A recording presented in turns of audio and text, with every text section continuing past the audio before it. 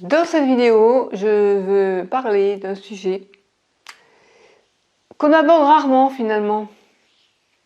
C'est la solitude et l'isolement social. Et en l'occurrence, je veux parler, bien sûr, pour ce qui concerne les personnes handicapées, mais les personnes handicapées ne sont pas les seules à souffrir des sentiments de solitude. Et on va également parler de la différence entre solitude et isolement social. Bref, c'est parti. Alors, d'abord, je vais commencer par des chiffres. Sachez que, d'après l'association Astrée, qui œuvre pour rompre l'isolement, qui a organisé la deuxième édition de la Journée des solitudes, 10% de la population française souffre de solitude. En particulier les personnes handicapées et malades. En fait, on se rend compte que la solitude est un fléau et finalement assez mal connu, on en parle peu. Ce fléau mal connu qu'est la solitude, c'était le titre de l'article que j'ai lu. Alors, dans cet article, on nous dit que si 8%, non, on nous dit que si 8%, j'arrive pas à le dire, dans cet article, on nous dit que si 8 Français sur 10 considèrent la solitude comme un problème important, eh bien, la solitude reste peu étudiée et ses répercussions sont mal connues. Donc, c'est l'occasion dans cette vidéo d'en parler. Dans l'article, ils disent que lorsqu'on parle de solitude, on pense souvent aux personnes âgées. Pourtant, toutes les catégories sont touchées. Et alors, ce que j'ai trouvé assez fou, c'est que les jeunes, eh bien, parmi eux, un taux de 60%. Ils sont donc les plus touchés par le sentiment de solitude. Jamais j'aurais pensé ça, moi. Alors, donc, le rapport Les solitudes en France de la Fondation de France, qui a été publié en 2016, évoque 5,5 millions de Français sont en situation d'isolement réel. Et selon une autre étude publiée en octobre 2018 dans la revue American Journal of Epidemiology, la solitude augmente le risque cardiaque et la mortalité, toutes causes confondues. Donc en fait, on a un impact de la solitude sur la santé. Donc ils expliquent que le plus souvent, le sentiment de solitude suit des moments de rupture.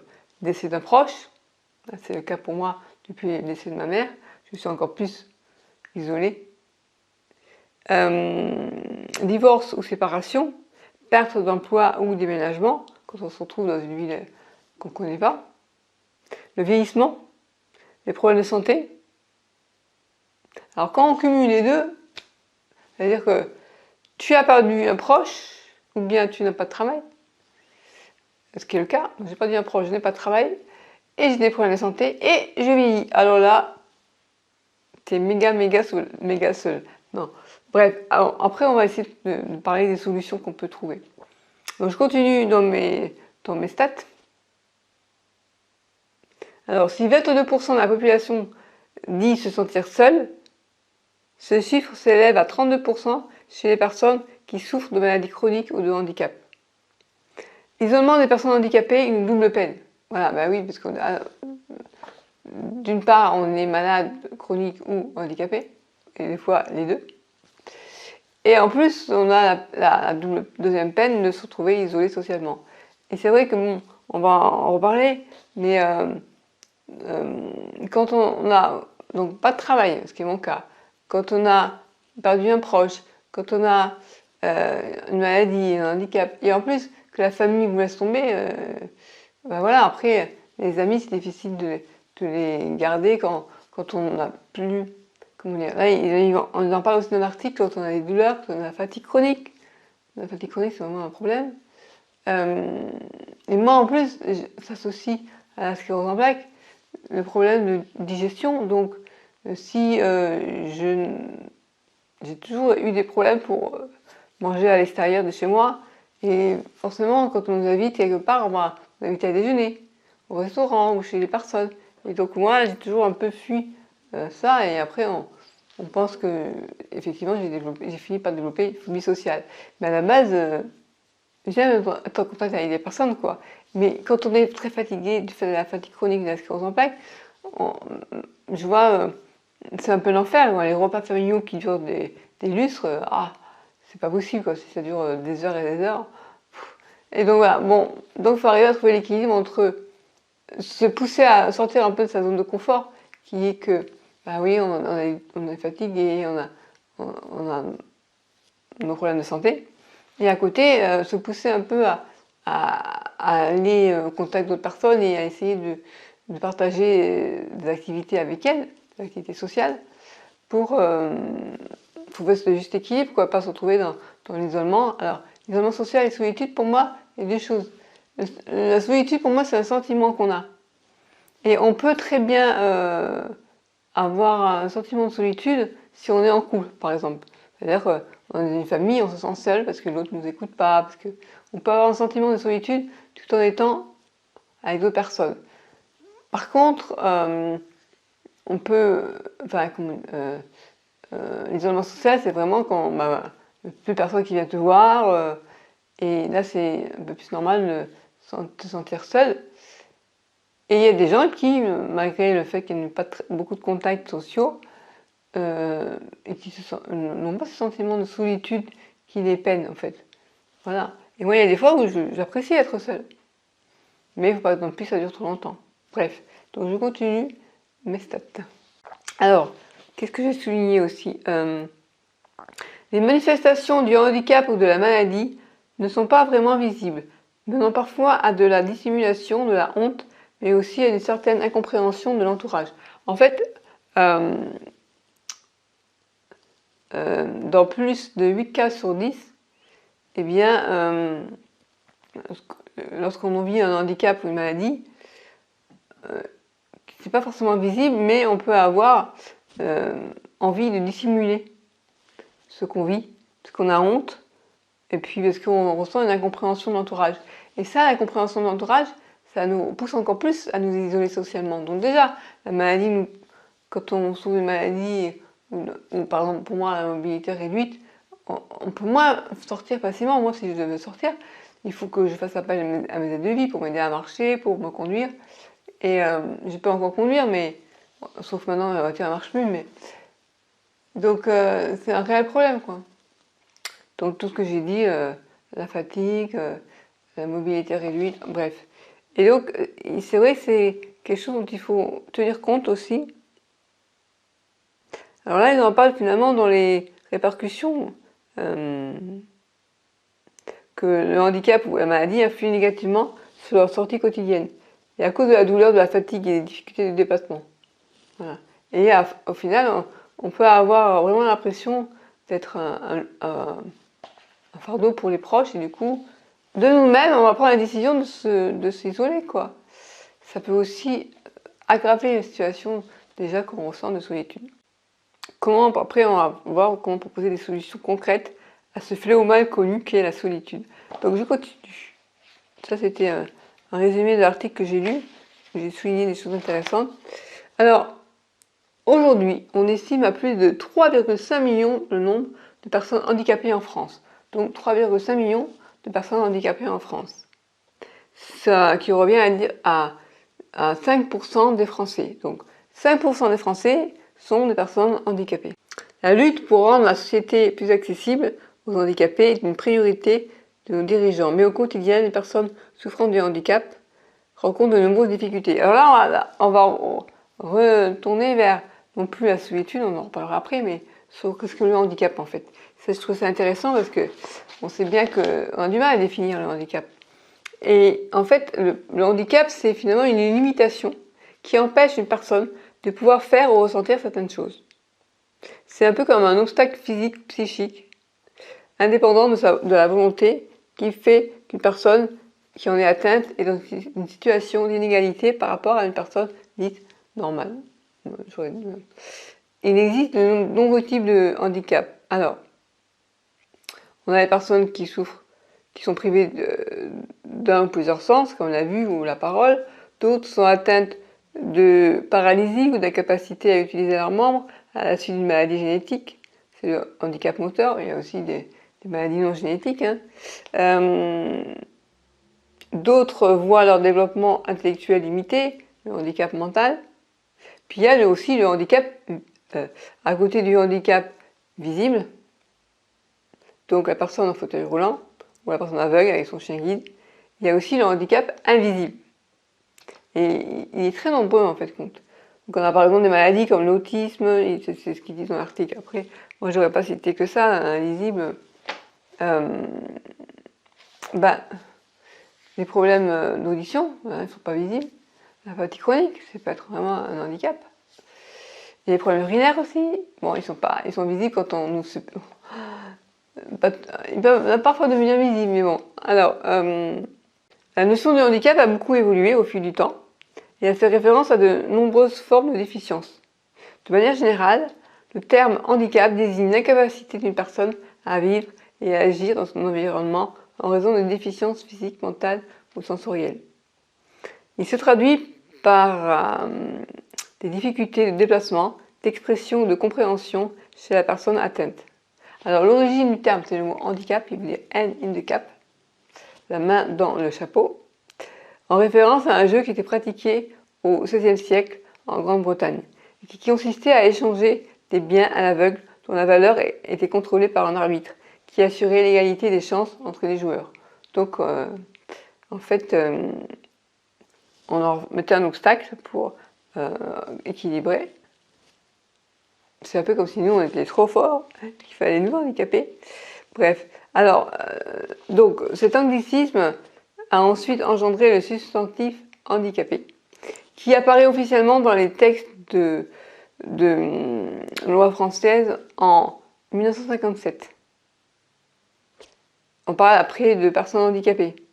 Par la suite, il s'est appliqué au monde de l'hippisme pour désigner la volonté d'imposer des difficultés supplémentaires aux meilleurs jockeys afin de rétablir l'équilibre des chances entre les concurrents.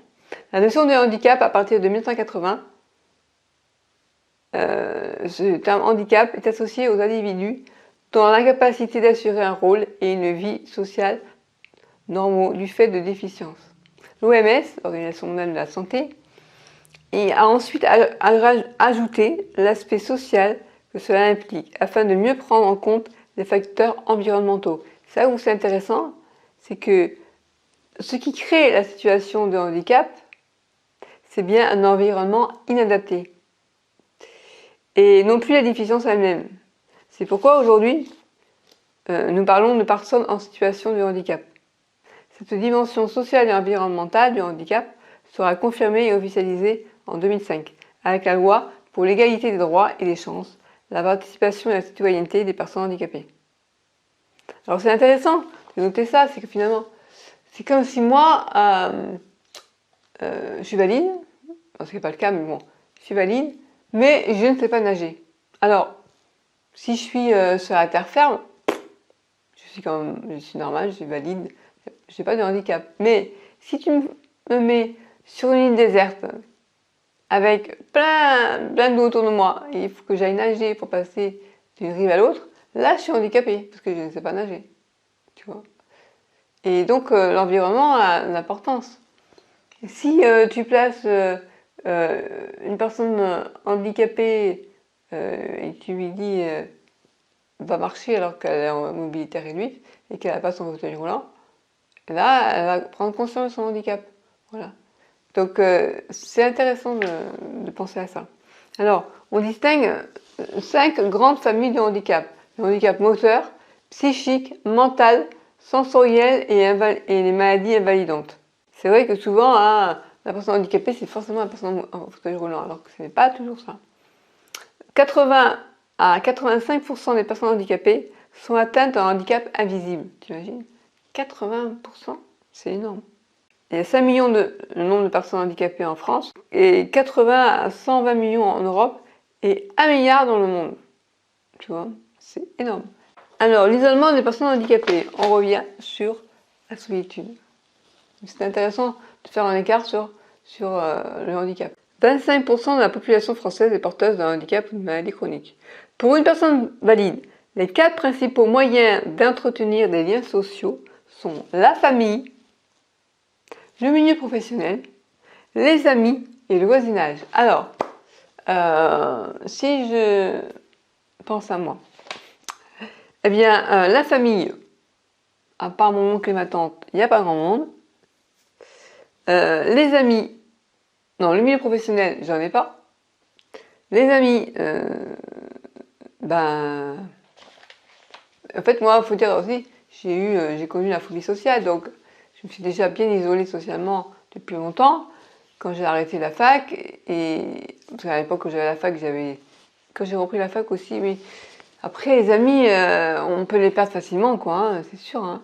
Si on se retrouve chez soi et on pense plus à sa maladie, à sa santé qu'à sortir, voilà. Les amis, si vous sortez plus, c'est compliqué. Bref, donc les amis et le voisinage. Après les amis virtuels par internet, ouais, les contacts. Après c'est les connaissances, c'est pas forcément des amis parce que après, l'amitié, on peut la trouver un peu partout, hein, partout. Je veux dire, après, comment on peut définir vraiment l'amitié? Par exemple, là, comment je pourrais dire ça? Il y a des fois où, avec mon aide de vie, j'ai l'impression d'être amie avec elle. Sauf quand elle vient pas. Non, je déconne. Parce que, sauf quand elle m'appelle pas elle part une semaine en vacances, elle m'appelle pas. Je lui dis, bah, finalement, il y a un petit oiseau qui fait du bruit. J'existe pas. Quand elle est là. Mais bon, bon alors je continue. Parmi les personnes handicapées, certains de ces réseaux sont souvent inutilisés ou abandonnés. Cela mène les individus à une fragilité sociale, parfois très difficile à supporter. Celle-ci peut alors engendrer un phénomène de repli sur soi et de méfiance à l'égard d'autrui. Ainsi, un sentiment de dévalorisation peut progressivement s'installer. Un engrenage risque alors de se mettre en place qui isole encore plus. Au quotidien, l'isolement des personnes handicapées est donc un facteur de pénibilité supplémentaire. Un cercle vicieux négatif. L'isolement est aussi une difficulté pour les personnes atteintes de maladies chroniques. Avoir une image de soi dévalorisée pousse de nombreuses personnes à des comportements négatifs. Cela rejaillit sur toutes leurs activités quotidiennes, privées ou professionnelles. Donc chez les personnes invalides suite à un accident ou à une maladie, l'une des impressions les plus fréquentes est de subir un avant et un après. Le constat étant qu'avant leur invalidité, elles avaient plus d'amis. Suite à leur handicap, elles observent que leurs relations extérieures se sont raréfiées. Parfois, elles disparaissent même complètement. La phrase « avant j'avais des amis » revient souvent. Dans les cas extrêmes, l'isolement des personnes handicapées peut conduire à des journées complètes sans voir personne. L'isolement volontaire. Bon, moi, si j'avais pas mes aides de vie, je verrais personne. Hein. Parfois, le repli sur soi peut être volontairement choisi par la personne invalide. C'est intéressant ça. En effet, les conséquences d'une maladie ou d'un handicap peuvent conduire à la décision de se mettre à l'écart. Ça m'a pensé à un film, c'est des oiseaux se cachent pour mourir. Les raisons qui encouragent ce comportement sont connues. Les principales sont l'impression d'être un poids pour son entourage, la sensation de fatigue, la douleur ressentie et les difficultés de mobilité. Tous ces paramètres affaiblissent la personne et limitent ses envies de sociabilité. Le phénomène de repli sur soi touche plus de la moitié des personnes qui ont participé à cette enquête. Alors, le meilleur remède contre l'isolement des personnes handicapées est d'aller vers elles de façon volontaire. Alors finalement, l'une des solutions, ce serait d'aller chez les gens, quoi. Moi, je me souviens à l'époque où j'ai tombé dans la dépression et la phobie sociale, ma mère avait cherché un psy qui vient à un domicile, elle n'a pas trouvé. Mais là, on pourrait envisager des personnes qui viennent au domicile des personnes handicapées, au domicile des personnes âgées, au domicile des personnes qui se sentent seules, pour une raison ou pour une autre, soit des personnes qui souffrent de phobie, par exemple, de phobie sociale, d'agoraphobie. Après, il ne faut pas non plus que ce soit... Il faut aussi que la personne fasse un effort de temps en temps pour sortir de son zone de confort. Et moi, je sais que quand j'ai pris conscience que finalement c'est une souffrance de me sentir un peu trop souvent seule et isolée socialement, j'ai fait le constat de cet isolement social et je me suis dit cette année, je vais me forcer au départ à aller au groupe de parole CEP. Donc, les 2 premiers mois, ça a été je me poussais, je me disais, bon, à 7h du matin, je préférais rester, pas au lit, mais en mode cool. Ben là, je me forçais à, voilà, je m'habillais, je vais sortir, je vais aller voir des gens, et ça va m'enrichir socialement. Et ça a été le cas. Et après, maintenant, ben, à cause du Covid-19, ça a dû s'arrêter. Ce que je veux dire, c'est qu'au départ, il faut peut-être faire un effort pour sortir de sa zone de confort. Et cet effort, après, il nous revient, quoi. Enfin, c'est profitable pour nous, quoi. Donc, et là, parce que c'est bien de vouloir trouver comme solution d'aller chez les gens, mais il faut aussi qu'à un moment donné, c'est bien aussi de sortir de chez soi, quoi. Voilà. Qu'est-ce que je pourrais dire de plus? Ouais, le problème, c'est que c'est comme une spirale infernale, où finalement, on finit par renoncer, se dire, bon, ben voilà, j'ai plus d'amis, bah, c'est comme ça. Et c'est dur, quoi. Moi, je crois que je vous ai tout dit. Et hop. Donc, conclusion.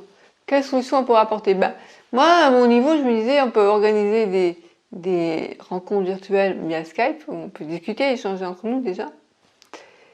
Parce que il y a bien sûr la rencontre physique, mais il y a aussi la rencontre déjà, surtout depuis le Covid-19, pouvoir échanger en parole. Et puis après, ben, il y aurait la visite de personnes.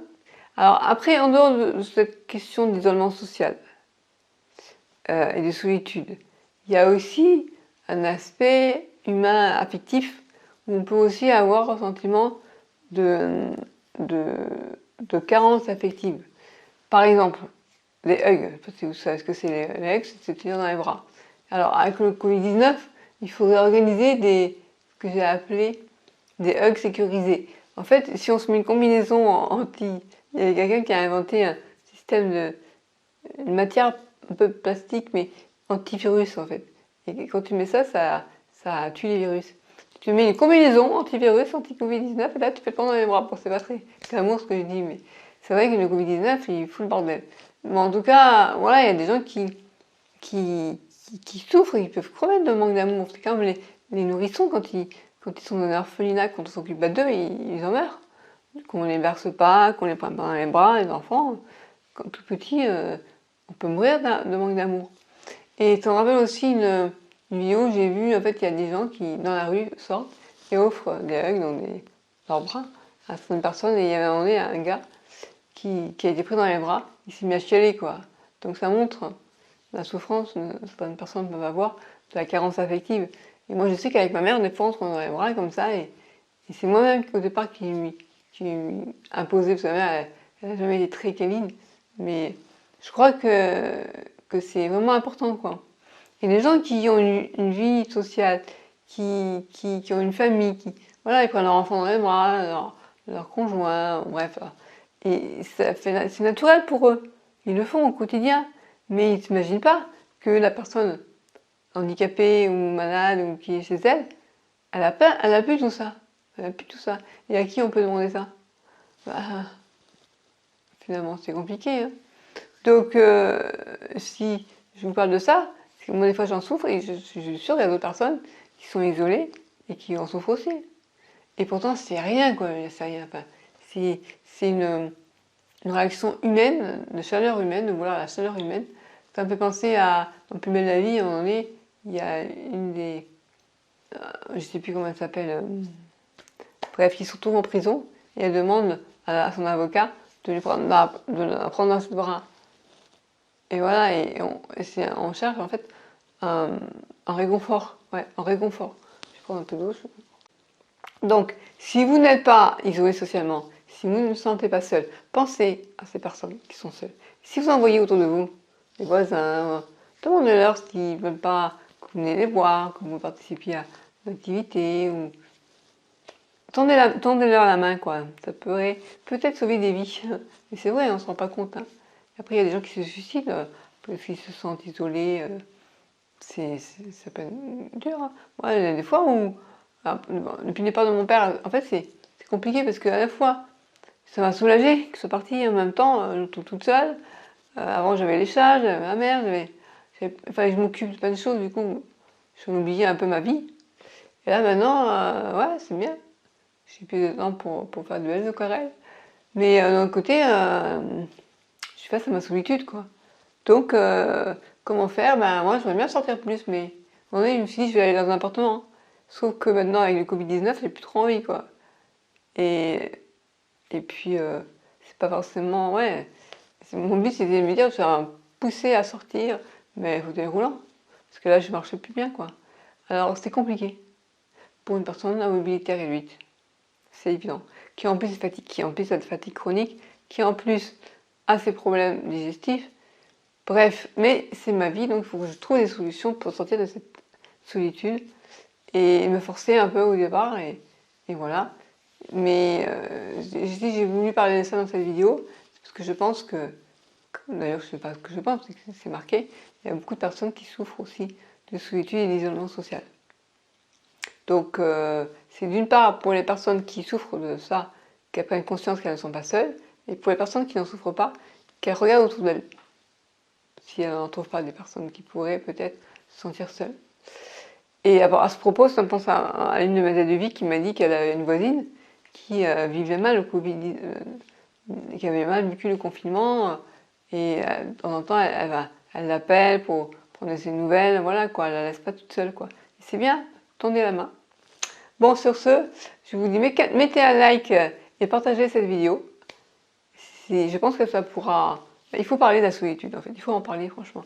Et c'est vrai qu'on en parle peu, parce que c'est honteux de se dire, ah ben, s'il te plaît, donne-moi un peu d'amour, je me sens seule chez moi. Et d'un côté, je suis bien toute seule aussi, des fois. Mais on est des êtres grégaires, comme certains oiseaux. Et donc on a besoin de contact, voilà, de contacts sociaux, quoi. Et ça, c'est important de se rappeler et de comprendre que la maladie et le handicap et puis des aléas de la vie, hein, peut conduire à un isolement social et se retrouver sans amis. Alors imagine, tu n'as pas d'amis, tu pars jamais en vacances, tu n'as pas de travail. Qu'est-ce qu'il y a d'autre? J'avais dit. Bref, ben, il y a des gens pour qui ça arrive. Bon allez, j'ai fini par une note positive. J'ai trouvé ma note positive. C'est mon petit smiley. Voilà. Donc on va lutter contre la solitude. Et puis là, des fois, ça m'arrive de faire un croquin ou un smiley. Allez, je vous laisse.